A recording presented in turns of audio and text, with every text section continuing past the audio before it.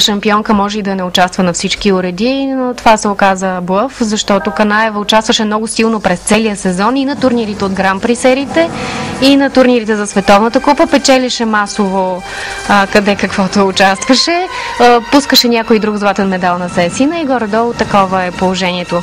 Сега внимание и към представителките на Израел, защото те също ни вълнуват като директни съпернички за местата в челното.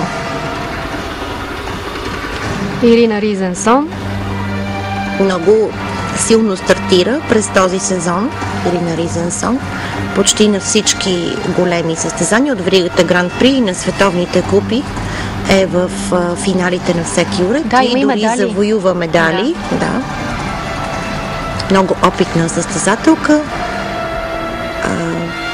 За тези, които по-отблизо следят художествената гимнастика, знаят, че тя беше прека конкуренция на Симона Пейчева много години.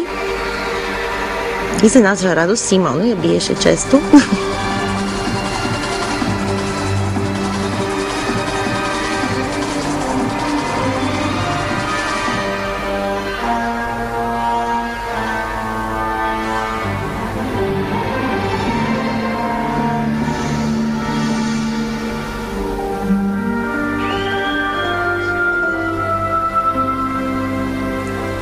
Новото в правилника е наличието на още една оценка за артистичност, което прави